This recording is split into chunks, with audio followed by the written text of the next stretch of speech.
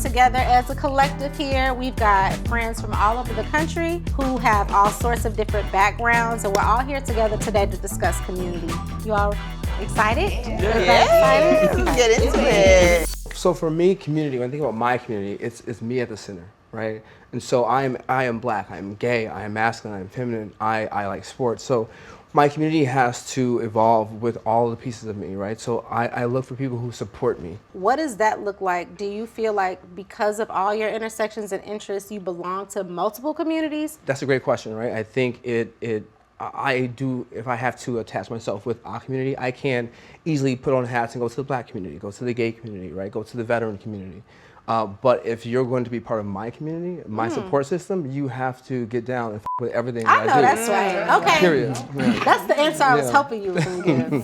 I think it's important to define community, right? We talk about like who's in our communities, but what is community? And for me, it's self-sustainable. Anything that I can think of that I may need or I may need help with or I may be able to help with, within my network, we can do all of those things, right?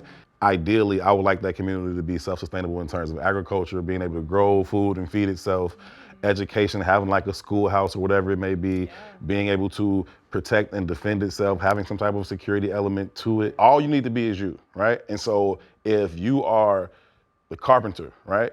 You go around the community, you make sure everything works and you fix everybody's stuff, then that's what you bring. And then that is enough value for you to also get education or for you to also have daycare for your children or, you know what I'm saying? Whoever likes to do those things, whoever's good at those things in the community, then makes it self-sustainable. I just want to know people got me. Like, I want to know that you're looking out to make sure I got work, that you're making sure that my bills are paid, that you're making sure that I can eat, that I'm making sure that I can make sure other people can eat. Like, I think it's so much levels to what community means. And it's not just specifically about where you live, but about how you feel in the spaces when you're around certain people. That's how I feel in the workplace. Like, if I'm on a call and, with somebody black that I ain't never met, I'm like, so many things, like it's so many layers to it, but underneath it all is really like, I know that you probably jumped over so many hurdles and had so many challenges to be in this seat. And I too can relate to that. And I want to do anything that I can to ease that burden for you. It's that like, ooh, okay, girl. Like, I see like you that. Seeing me. Yeah. And I wish that sometimes we pay more attention to people who dwell in our, dwell near us to see what they do want. Because you can have somebody who's living right next to you and you've been waving at them for years and they're lonely as hell and you've never just sat and had like a beer, had a cup of tea together ever. Someone that you think like, oh, I love my neighbor. It's like, but do you really? Like, have you ever really broke bread with them or had a conversation of, with some substance? What's so crazy is that there are so many parasocial relationships that we have with people where you think you know people because you see them post online, or you were just talking about how you didn't see someone post on LinkedIn and so you were worried about them. But I feel like back in the day, you just pick up the phone and give somebody a call, Yep. My family, we would never call to say you're coming over. You just go over. Yeah. You wouldn't prepare. Yeah. Now you got to text, say, hey, you free? Can I stop by? And even that is rare. Free-flowing, organic kind of community and culture has very much so changed into a more structured, organized approach. And because of things like social media, you feel a lot closer to people than you actually may even ever be. It's the illusion that you know people. Yeah.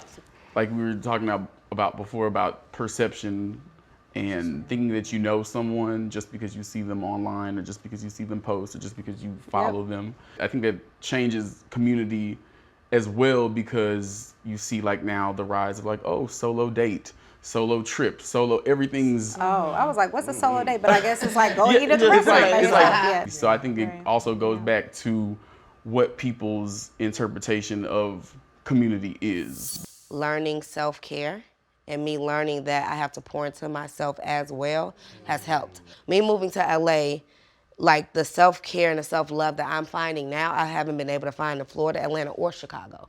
So right now it's like I was able to step back and then look at all the things that I've done, all the things that I've impacted, but I was just like, who's impacted me? Who has poured that into me? So now that I'm pouring into myself, I can exude even more.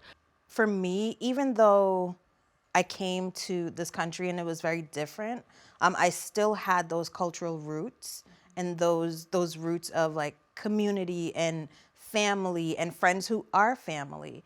And I didn't realize it when I was growing up, like in my teenage years, my young adult years.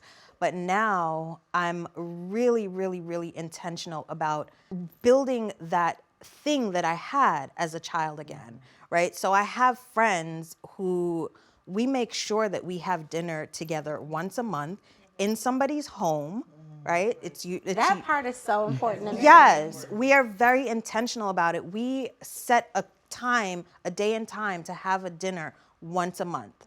Like I always say this, I wouldn't have survived this life if I didn't have the people in my life.